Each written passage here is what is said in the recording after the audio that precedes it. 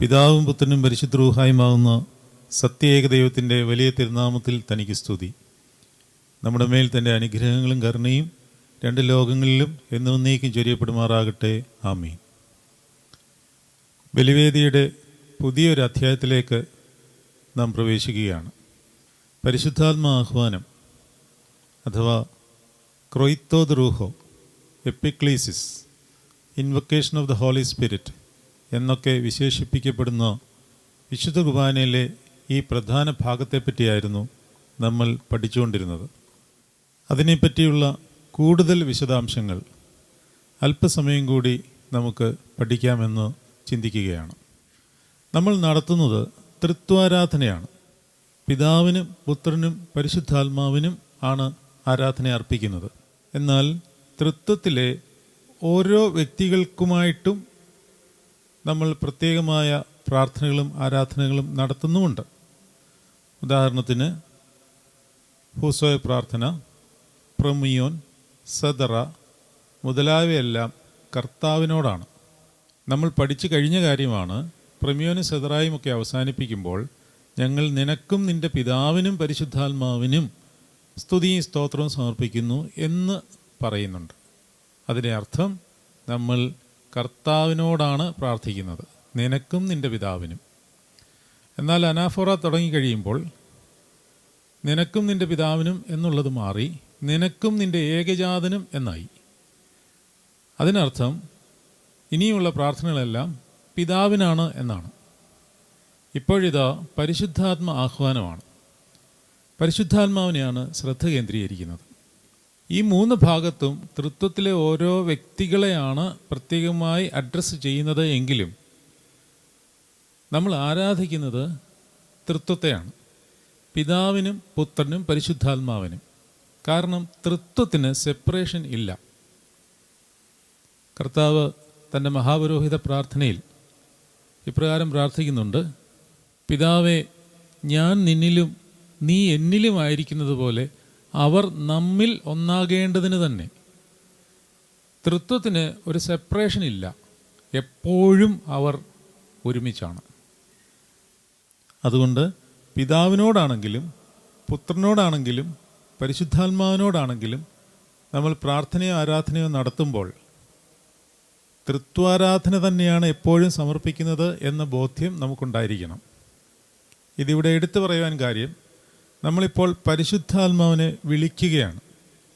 Invocation of the holy spirit വളരെ വളരെ പ്രധാനപ്പെട്ട ഒരു സന്ദർഭവും വളരെ ഭയഭക്തിയോടും ആദരവോടും ഭയത്തോടും വിറയലോടും കൂടെ നിൽക്കേണ്ട ഒരു സന്ദർഭവുമാണ് എന്ന് ശുശ്രൂഷക്കാരൻ ഓർമ്മിപ്പിക്കുന്നുണ്ട്. വിശുദ്ധ കുർബാനയിലെ ഈ സന്ദർഭത്തിന് 3 ഭാഗങ്ങളായി നമുക്ക് തരംതിരിക്കാം. ഒന്ന്, ശുശ്രൂഷക്കാരൻ്റെ ആഹ്വാനം.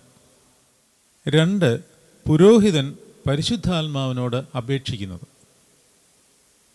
3, പരിശുദ്ധാത്മാവിൻ്റെ ആവാസം.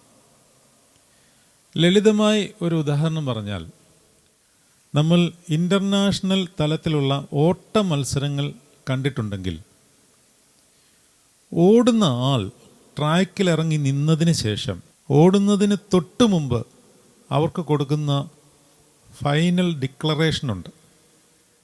അതിനിപ്രകാരമാണ് പറയുന്നത്: on your mark, set, go. ഈ 3 പദപ്രയോഗങ്ങളാണ്. ഓൺ യുവർ മാർക്സ് എന്ന് കേൾക്കുമ്പോൾ the athletes take their positions. ഓടുവാൻ തയ്യാറാകത്തക്കവണ്ണം അവർ കുനിഞ്ഞ് സന്നദ്ധരായി തങ്ങളുടെ ശരീരത്തെ ആ രീതിയിൽ ക്രമീകരിച്ച് നിർത്തും.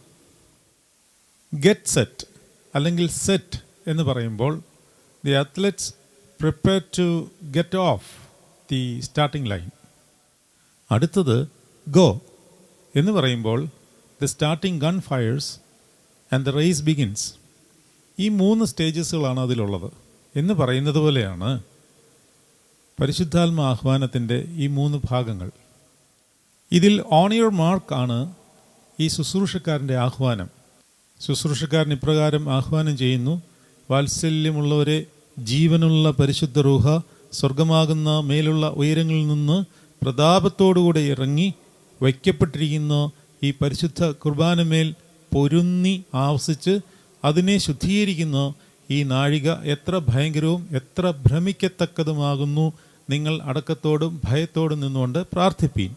ഇതാണ് ഓൺ യുവർ മാർക്ക്.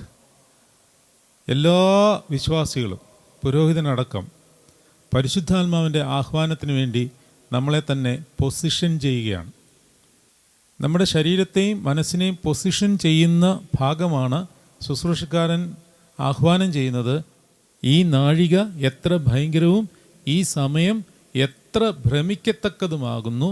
നിങ്ങൾ അടക്കത്തോടും ഭയത്തോടും നിന്നുകൊണ്ട് പ്രാർത്ഥിപ്പീൻ. On your mark. അപ്പോൾ നമ്മളുടെ ശരീരഭാഷ, നമ്മുടെ മനസ്സിൻ്റെ ശ്രദ്ധയെല്ലാം ഉയരങ്ങളിൽ തന്നെ അർപ്പിച്ച് വളരെ സൂക്ഷ്മതയോടുകൂടി നമ്മൾ നിൽക്കുകയാണ്. നമ്മുടെ ബോധങ്ങളും വിചാരങ്ങളും ഹൃദയങ്ങളും ഉയരങ്ങളിൽ ദൈവമായ കർത്താവിൻ്റെ വലത്തുഭാഗത്തിരിക്കുന്ന മശിഹാ തമ്പുരാനിൽ ശ്രദ്ധ കേന്ദ്രീകരിച്ചുകൊണ്ട് പരിശുദ്ധാത്മാവിൻ്റെ ആ വലിയ എഴുന്നള്ളത്തിനായിട്ട് കാത്തിരിക്കുകയാണ്. On your mark. ഇനിയും സെറ്റ്. പുരോഹിതൻ പരിശുദ്ധാത്മാവിനോട് അപേക്ഷിക്കുകയാണ്, പരിശുദ്ധാത്മാവേ, ഞാൻ യോഗ്യനല്ല, നിന്നെ വിളിപ്പാൻ ഞാൻ യോഗ്യനല്ല, പക്ഷേ എന്നോട് ഉത്തരമരുളണം. കർത്താവേ, എന്നോട് ഉത്തരമരുളണമേ എന്ന് 3 പ്രാവശ്യം പറയണം. ഇത് വേദപുസ്തകത്തിലെ ഒരു വളരെ പ്രധാനപ്പെട്ട ഭാഗത്തിലെ വളരെ പ്രധാനപ്പെട്ട ഒരു പ്രാർത്ഥനയാണ്. ഇത് ഏലിയാ പ്രവാചകൻ്റെ പ്രാർത്ഥനയാണ്. ഏലിയാ പ്രവാചകൻ ബാലിൻ്റെ പ്രവാചകന്മാരുടെ മുമ്പിൽ യഹോവയാണ് സത്യദൈവമെന്ന് വിളിച്ചറിയിക്കുവാൻ വേണ്ടി ഒറ്റയ്ക്ക് നിന്ന് വെല്ലുവിളിച്ച് സ്വർഗത്തിൽ നിന്ന് അഗ്നി ഇറക്കുന്നതിന് മുമ്പായി നടത്തിയ ആത്മനിറവുള്ള ഒരു പ്രാർത്ഥനയാണ്, കർത്താവേ, എന്നോട് ഉത്തരമരുളണമേ. അത് 1 രാജാക്കന്മാർ 18-ാം അധ്യായം 37-ാം വാക്യത്തിലുണ്ട്. അവിടെ ഇപ്രകാരം എഴുതിയിരിക്കുന്നു, യഹോവേ, എനിക്ക് ഉത്തരമരുളണമേ, നീ ദൈവം തന്നെ യഹോവേ, നീ തങ്ങളുടെ ഹൃദയം വീണ്ടും തിരിച്ച് എന്ന് ഈ ജനം അറിയേണ്ടതിന് എനിക്ക് ഉത്തരമരുളണമേ എന്ന് പറഞ്ഞു. ഉടനെ യഹോവയുടെ തീ ഇറങ്ങി ഹോമയാഗവും വിറകും മണ്ണും ദഹിപ്പിച്ച് തോട്ടിലെ വെള്ളവും വറ്റിച്ചു കളഞ്ഞു. ഈ ഭാഗം കുറച്ചും കൂടെ വിശദമായി മനസ്സിലാക്കുവാൻ 30-ാം വാക്യം തൊട്ട് വായിച്ചാൽ നമുക്ക് വ്യക്തമായി മനസ്സിലാക്കുവാൻ സാധിക്കും. അതുകൊണ്ട് അത്രയും ഒന്ന് വായിക്കുകയാണ്. 1 രാജാക്കന്മാർ 18-ാം അധ്യായം 30-ാം വാക്യം മുതൽ 37-ാം വാക്യം വരെ. അപ്പോൾ ഏലിയാവ്, എൻ്റെ അടുക്കൽ വരുവീൻ എന്ന് സർവ്വജനത്തോടും പറഞ്ഞു. സർവ്വജനവും അവൻ്റെ അടുക്കൽ ചേർന്നു. അവൻ ഇടിഞ്ഞു കിടന്ന് യഹോവയുടെ യാഗപീഠം നന്നാക്കി. നിനക്ക് ഇസ്രായേൽ എന്ന് പേരാകും എന്ന് യഹോവയുടെ അരുളപ്പാട് ലഭിച്ച യാക്കോബിൻ്റെ പുത്രന്മാരുടെ ഗോത്രസംഖ്യയ്ക്ക് ഒത്തവണ്ണം 12 കല്ലെടുത്തു. കല്ലുകൊണ്ട് യഹോവയുടെ നാമത്തിൽ ഒരു യാഗപീഠവും പണിതു. യാഗപീഠത്തിൻ്റെ ചുറ്റും 2 സെയ വിത്ത് വിതപ്പാൻ മതിയായ വിസ്താരത്തിൽ ഒരു തോടുണ്ടാക്കി. പിന്നെ അവൻ വിറകടുക്കി കാളയെ ഖണ്ഡം ഖണ്ഡമായി വിറകിന്മീതെ വെച്ചു. 4 തൊട്ടിയിൽ വെള്ളം നിറച്ചു. ഹോമയാഗത്തിന്മേലും വിറകിന്മേലും ഒഴിപ്പീൻ എന്ന് പറഞ്ഞു. ഇവിടെ ഒരു കാര്യം ശ്രദ്ധിക്കണം. ഏലിയാവ് യാഗപീഠത്തിന്മേൽ ഇറക്കുവാൻ പോകുന്നത് തീയാണ്. തീ ഇറങ്ങി ബലിവസ്തു ദഹിപ്പിക്കണം. ഏലിയാവ് ഒറ്റയ്ക്കേ ഉള്ളൂ. ബാലിൻ്റെ പ്രവാചകന്മാരെല്ലാം ചുറ്റും നിൽക്കുകയാണ്. അവർ അവരുടെ ദൈവത്തെ വിളിച്ചിട്ടൊന്നും സ്വർഗത്തിൽ നിന്ന് ഒരു തീയും ഇറങ്ങിയില്ല. ഏലിയാവിടെ തീ ഇറക്കി ദഹിപ്പിക്കുവാൻ പോകുന്ന യാഗപീഠത്തിന്മേൽ വെള്ളം കോരി ഒഴിക്കുകയാണ്. ബലിവസ്തുവിന്മേലും യാഗപീഠത്തിന്മേലും വെള്ളം കോരി ഒഴിച്ചു. 4 തൊട്ടിയിൽ വെള്ളം നിറച്ചു. ഹോമയാഗത്തിന്മേലും വിറകിന്മേലും ഒഴിപ്പീൻ എന്ന് പറഞ്ഞു. 2-ാം പ്രാവശ്യം അങ്ങനെ ചെയ്യുവീൻ എന്ന് പറഞ്ഞു. 3-ാം പ്രാവശ്യവും ചെയ്തു. അങ്ങനെ 3 പ്രാവശ്യം തൊട്ടിയിൽ നിന്ന് ആ വിറകിന്മേലും ബലിവസ്തുവിന്മേലും ഒഴിച്ചു. ആ യാഗപീഠത്തിന് ചുറ്റും ഒരു തോടുണ്ടാക്കി അതിൽ വെള്ളം നിറച്ചിട്ടാണ് ഇത് ചെയ്തത്. ഏലിയാവിൻ്റെ വിശ്വാസത്തിൻ്റെ തീവ്രത നമ്മളൊന്ന് മനസ്സിലാക്കണം. കത്തിക്കാൻ പോകുന്ന ഒരു വസ്തുവിന്മേൽ, അതും സ്വർഗത്തിൽ നിന്ന് തീ ഇറങ്ങി കത്തിക്കുവാൻ പോകുന്ന ഒരു വസ്തുവിന്മേൽ വെള്ളം കോരി ഒഴിക്കുകയാണ്. പരിശുദ്ധാത്മാവ് അഗ്നിയാണ്. ആ അഗ്നിയെ വിളിക്കുന്നതിന് മുമ്പായി നമ്മൾ പ്രാർത്ഥിക്കുന്ന പ്രാർത്ഥനയാണ്, കർത്താവേ എന്നോട് ഉത്തരമരുളണമേ എന്ന്. ഏലിയാവ് 3 പ്രാവശ്യവും അങ്ങനെ വെള്ളമൊഴിച്ചതിന് ശേഷം വെള്ളം യാഗപീഠത്തിൻ്റെ ചുറ്റും ഒഴുകി അവൻ തോട്ടിലും വെള്ളം നിറച്ചു. ഭോജനയാഗം കഴിക്കുന്ന നേരമായപ്പോൾ ഏലിയാ പ്രവാചകൻ അടുത്ത് ചെന്നു, അബ്രഹാമിൻ്റെയും ഇസഹാക്കിൻ്റെയും ഇസ്രായേലിൻ്റെയും ദൈവമായ യഹോവേ, ഇസ്രായേലിൽ നീ ദൈവമെന്നും ഞാൻ നിൻ്റെ ദാസനെന്നും ഈ കാര്യങ്ങളൊക്കെ ഞാൻ നിൻ്റെ കൽപ്പനപ്രകാരം ചെയ്തു എന്നും ഇന്ന് വെളിപ്പെട്ട് വരട്ടെ. യഹോവേ, എനിക്ക് ഉത്തരമരുളണമേ. നീ ദൈവം തന്നെ യഹോവേ, നീ തങ്ങളുടെ ഹൃദയം വീണ്ടും തിരിച്ചുവെന്ന് ഈ ജനം അറിയേണ്ടതിന് എനിക്ക് ഉത്തരമരുളണമേ എന്ന് പറഞ്ഞു. ഉടനെ യഹോവയുടെ തീ ഇറങ്ങി ഹോമയാഗവും വിറകും മണ്ണും ദഹിപ്പിച്ചു, തോട്ടിലെ വെള്ളവും വറ്റിച്ചു കളഞ്ഞു. ഈ പ്രാർത്ഥനയാണ് തക്സായിൽ പിതാക്കന്മാർ പരിശുദ്ധാത്മ ആഹ്വാനത്തിന് മുമ്പായി ക്രമീകരിച്ചു വച്ചിരിക്കുന്നത്. ഇത് പുരോഹിതൻ പ്രാർത്ഥിക്കേണ്ട പ്രാർത്ഥനയാണ്. ഓൺ യുവർ മാർക്ക് കഴിഞ്ഞു, സെറ്റ് ചെയ്യുകയാണ്. സെറ്റ്. കർത്താവെ എന്നോട് ഉത്തരമരുളണമേ, കർത്താവെ എന്നോട് ഉത്തരമരുളണമേ, കർത്താവെ എന്നോട് ഉത്തരമരുളി, ഉത്തമനെ ദയയുണ്ടായി എൻ്റെ മേൽ കരുണയുണ്ടാകണമേ. സകല ജനവും ഭയത്തോടും അടക്കത്തോടും കൂടെ നിൽക്കുകയാണ്. പരിശുദ്ധാത്മ ആഹ്വാനം നമുക്ക് അനുഭവപ്പെടണം. സ്വർഗത്തിൽ നിന്ന് പറന്നിറങ്ങി വരുന്ന പരിശുദ്ധാത്മാവിൻ്റെ വർണ്ണ വെള്ളിച്ചിറകുകൾ നമ്മുടെ ഹൃദയങ്ങളിലേക്ക് ചടചടനാദത്തോടുകൂടി ആവസിച്ചിറങ്ങുന്നത് നമ്മുടെ ആത്മബോധങ്ങളിൽ നമുക്ക് അനുഭവപ്പെടണം. ഇതാഗ്രഹിച്ച് വേണം അവിടെ നിൽക്കുവാൻ. അങ്ങനെ നിൽക്കുന്നവൻ ഭയത്തോടും അടക്കത്തോടും അറിയാതെ തന്നെ നിന്നു പോകും. പുരോഹിതന്മാരും ഇതൊരു പ്രാർത്ഥന ചൊല്ലുന്നത് പോലെ മാത്രം ചൊല്ലാതെ ആത്മാവിൻ്റെ ഉള്ളിൽ നിന്ന് പരിശുദ്ധാത്മാവ് ഇറങ്ങുന്നത് എനിക്ക് കാണണം എന്നുള്ള ഒരു ആഗ്രഹത്തോടും ആവേശത്തോടും കൂടെ അവിടെ നിന്നാൽ ആ പരിശുദ്ധാത്മാവിൻ്റെ ആവാസം ആത്മനയനങ്ങൾ കൊണ്ട് കാണുവാൻ സാധിക്കും എന്നുള്ളതിന് യാതൊരു സംശയമില്ല. അത് നമ്മുടെ ആത്മബോധങ്ങളിൽ മാത്രമല്ല, ശരീരത്ത് പോലും അനുഭവപ്പെടും. ഈ ഒരു പരമബോധ്യത്തോടു കൂടെ വേണം ആ സമയം നമ്മൾ വളരെ ശ്രദ്ധാപൂർവം നിൽക്കുവാൻ. ഇവിടെ നമ്മുടെ ഒരു പൂർണ്ണ സമർപ്പണമാണ് ആവശ്യം. പരിശുദ്ധാത്മാവിലേക്ക് അങ്ങ് ഇറങ്ങി ചെല്ലുന്ന ഒരു അനുഭവം അവിടെ കിട്ടിയാൽ ആ കുർബാന ധന്യമായി.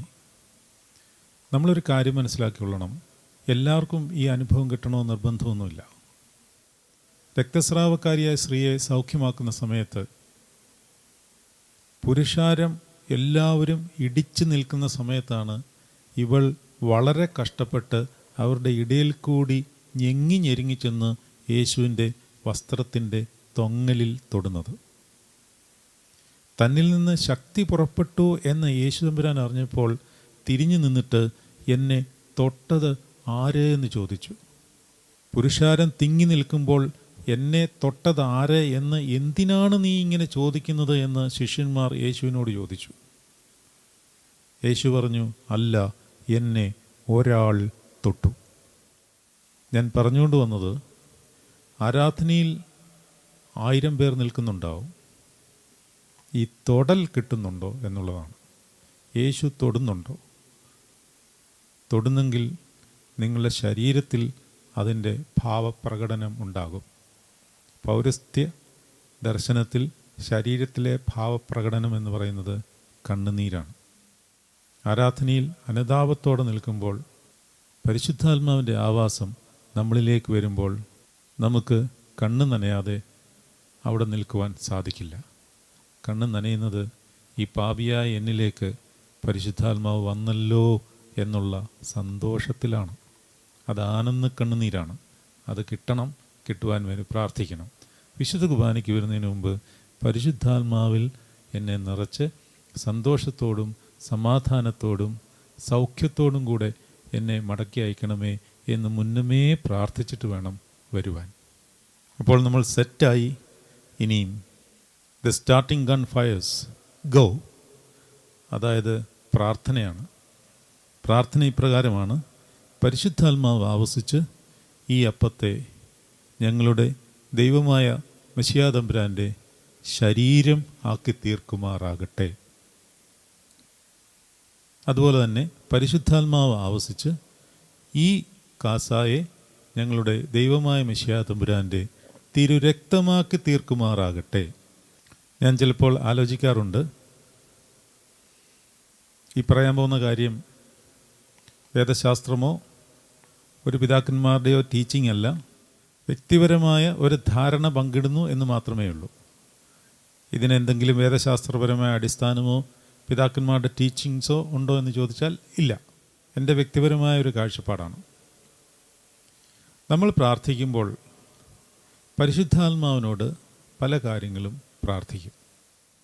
പരിശുദ്ധാത്മാവെ എന്നെ സഹായിക്കണം, എനിക്ക് ബുദ്ധി ഉപദേശിച്ചു തരണം, എൻ്റെ ജീവിതം വിശുദ്ധിയോടുകൂടി കൊണ്ടുപോകുവാൻ എന്നെ സഹായിക്കണം, യേശുവിനെ സ്നേഹിക്കുവാൻ എന്നെ സഹായിക്കണം, പാപങ്ങളിൽ നിന്ന് എനിക്ക് ക്ഷമ തരണം. പരിശുദ്ധാത്മാവിനോട് നമ്മൾ പ്രാർത്ഥിക്കാറുണ്ട്. എന്നാൽ പരിശുദ്ധാത്മാവിന് ഏറ്റവും ഇഷ്ടമുള്ള പ്രാർത്ഥന എന്തായിരിക്കും? ഇതെല്ലാം പരിശുദ്ധാത്മാവിന് ഇഷ്ടമുള്ള പ്രാർത്ഥന തന്നെയാണ്. എങ്കിലും പരിശുദ്ധാത്മാവിന് ഏറ്റവും ഇഷ്ടമുള്ള ഒരു പ്രാർത്ഥന എന്താണ്? ആ പ്രാർത്ഥനയാണ് നമ്മളിവിടെ നടത്തുന്നത്. പരിശുദ്ധാത്മാവിന് ഇത്രയും ഇഷ്ടമുള്ള ഒരു കാര്യമില്ല. അതായത് നമ്മൾ പരിശുദ്ധാത്മാവിന് ഒരു അസൈൻമെൻറ്റ് കൊടുക്കുകയാണ്. അസൈൻമെൻ്റ് എന്ന് പറഞ്ഞാൽ തെറ്റിദ്ധരിക്കരുത്, നമ്മൾ പരിശുദ്ധാത്മാവിന് അസൈൻമെൻറ്റ് കൊടുക്കാൻ നമ്മൾ ആരുമല്ല. പക്ഷേ നമ്മൾ പരിശുദ്ധാത്മാവിനോട് അപേക്ഷിച്ച് ഇന്നത് ചെയ്തു തരണമേ എന്ന് പറയുന്നതിനെയാണ് അസൈൻമെൻറ്റ് എന്ന് ഉദ്ദേശിച്ചത്. ആ അസൈൻമെൻറ്റ്സിൽ ഏറ്റവും ശ്രേഷ്ഠമായ, അല്ലെങ്കിൽ പരിശുദ്ധാത്മാവ് അത്രയധികം സന്തോഷിക്കുന്ന ഒരു പ്രാർത്ഥനയാണ്, പരിശുദ്ധാത്മാവെ നീ ആവസിച്ച് ഈ അപ്പത്തെ ദൈവമായ മെശിഹായുടെ ശരീരമാക്കി തീർക്കുമാറാകട്ടെ. ഈ കാസായെ കർത്താവിൻ്റെ രക്തമാക്കി തീർക്കുമാറാകട്ടെ. ഇതിൽ കൂടുതൽ പരിശുദ്ധാത്മാവിനെ സന്തോഷിപ്പിക്കാവുന്ന മറ്റേത് പ്രാർത്ഥനയാണുള്ളത്? നമ്മൾ മനസ്സിരുത്തി ഒന്ന് ധ്യാനിച്ചു നോക്കിയേ. പരിശുദ്ധാത്മാവ് ഈ പ്രാർത്ഥനയിൽ അത്യധികം സന്തോഷിക്കും. ആ പ്രാർത്ഥന നമ്മൾ വിശുദ്ധിയോടെ അനുഷ്ഠിച്ചാൽ, വിശുദ്ധിയോടെ നമ്മൾ പരിശുദ്ധാത്മാവിനെ വിളിച്ചാൽ, പറന്നിറങ്ങി പൊരുന്നി ആവസിച്ച് അതിനെ ശുദ്ധീകരിച്ച് കർത്താവിൻ്റെ ശരീരവും രക്തവുമാക്കി തീർക്കുന്നു. ഇവിടെ രണ്ട് കാര്യങ്ങൾ പഠിക്കുവാനുണ്ട്. സഹോദരരായ പുരോഹിതന്മാരുടെ ശ്രദ്ധയ്ക്കായിട്ടാണ് ഈ കാര്യം പ്രത്യേകമായി എടുത്തു പറയുന്നത്. നമ്മുടെ മലയാള ഭാഷയിലേക്ക് വിവർത്തനം ചെയ്തപ്പോൾ പല പ്രാർത്ഥനകളുടെയും യഥാർത്ഥത്തിലുള്ള വേദശാസ്ത്രങ്ങൾ മാറിപ്പോയിട്ടുണ്ട്. അതിൽ ഒരു പ്രാർത്ഥനയാണ് ഇത്. സുറിയാനിയിൽ നിന്ന് വിവർത്തനം ചെയ്തപ്പോൾ പരിശുദ്ധാത്മാവ് ആവസിച്ച് ഈ അപ്പത്തെ ഞങ്ങളുടെ ദൈവമായ മിശിഹായുടെ ശരീരമാക്കി തീർക്കുമാറാകട്ടെ എന്നല്ല ആ പ്രാർത്ഥന. തീർക്കുമാറാകട്ടെ എന്ന് പറഞ്ഞാൽ അതിനകത്തൊരു ഫ്യൂച്ചർ ടെൻസാണ് ഇരിക്കുന്നത്. അതായത് അങ്ങനെ ആയിത്തീരട്ടെ, ഇപ്പോൾ ആകാം, പിന്നെയും ആകാം. പറയുന്നത് കൃത്യമായിട്ട് മനസ്സിലാക്കുക.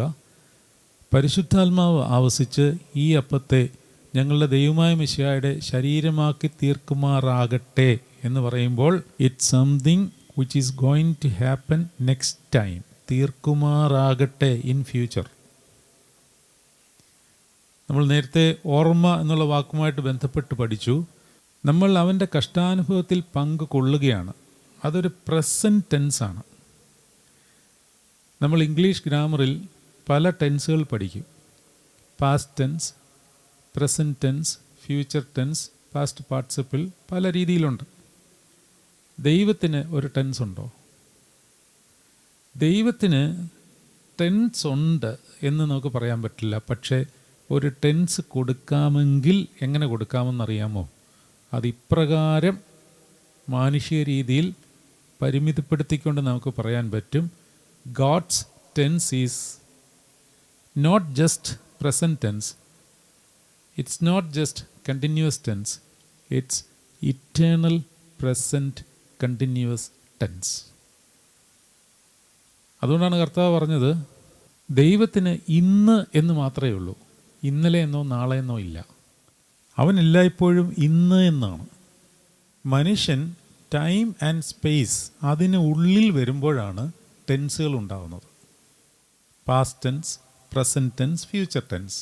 അതുണ്ടായത് എന്തുകൊണ്ടാണ്? ടൈം വെച്ചിട്ടുള്ളത് കൊണ്ടാണ്. ദൈവത്തിന് ടൈമില്ല. കാലത്തിന് അതീതനാണവൻ. കാലം ദൈവത്തിനില്ലാത്തത് കൊണ്ട് തന്നെ ദൈവത്തിന് യെസ്റ്റർഡേ എന്നോ ടുമാറോ എന്നോ ഇല്ല. Only today. Today means eternal present continuous tense. അങ്ങനെയാണെങ്കിൽ നമ്മളുടെ ഈ പ്രാർത്ഥന ആകുമാറാകട്ടെ എന്നല്ല ശരിയായ പ്രയോഗം. ഞാൻ വിശുദ്ധ കുർബാന ചൊല്ലുമ്പോഴും ഇങ്ങനെ തന്നെയാണ് ചൊല്ലുന്നത്. പക്ഷേ എൻ്റെ മനസ്സിൽ ഞാൻ ഇപ്രകാരമാണ് അതിനെ കാണുന്നത്. അതായത് ഈ പ്രാർത്ഥന വരേണ്ടത് പരിശുദ്ധാത്മാവ് ആവസിച്ച് ഈ അപ്പത്തെ ഞങ്ങളുടെ ദൈവമായ മിശിഹായുടെ ശരീരമാക്കി തീർക്കുന്നു. പരിശുദ്ധാത്മാവ് ആവസിച്ച് ഈ കാസായെ ഞങ്ങളുടെ ദൈവമായ മിശിഹായുടെ തിരുരക്തമാക്കി തീർക്കുന്നു. It's happening now. ഇപ്പോൾ സംഭവിച്ചുകൊണ്ടിരിക്കുകയാണ്. ആകുമാറാകട്ടെ എന്നല്ല അവിടെ ചൊല്ലേണ്ടത് എന്നുള്ളതാണ് യഥാർത്ഥ പ്രാർത്ഥനയുടെ ട്രാൻസ്ലേഷൻ.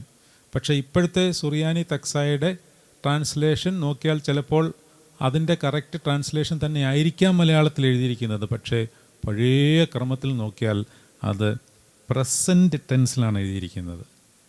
പരിശുദ്ധാത്മാവ് ആവസിച്ച് ഈ അപ്പത്തെ ഞങ്ങളുടെ ദൈവമായ മിശിഹായുടെ ശരീരമാക്കി തീർക്കുന്നു എന്ന് പറഞ്ഞുകൊണ്ടാണ് അപ്പത്തിന്മേലും വീഞ്ഞിന്മേലും നമ്മൾ സൈൻ ഓഫ് ക്രോസ് ചെയ്യുന്നത്. അതുകൊണ്ട് ആ കാര്യം നമ്മൾ പ്രത്യേകം മനസ്സിലാക്കിയിരിക്കണം. അതിനർത്ഥം നമ്മൾ അതിനോട് പങ്കാളികളാകുകയാണ്. അതപ്പോൾ തന്നെ സംഭവിക്കുന്നുവെന്നാണ്. പരിശുദ്ധാത്മാവ് പിതാവിൽ നിന്ന് പുറപ്പെടുകയാണ്, പുത്രനിൽ നിന്ന് എടുക്കുകയാണ്.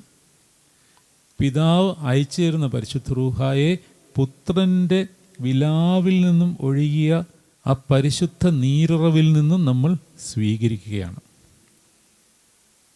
അതുകൊണ്ട് invocation of the holy spirit എന്ന് പറയുന്നത് വളരെ വളരെ പ്രധാനപ്പെട്ട, ഭയഭക്തിയോടുകൂടി, അച്ചടക്കത്തോടുകൂടി, സ്നേഹത്തോടുകൂടി നിൽക്കേണ്ട ഒരു സമയമാണ്. അത് നമുക്ക് അനുഭവപ്പെടട്ടെ.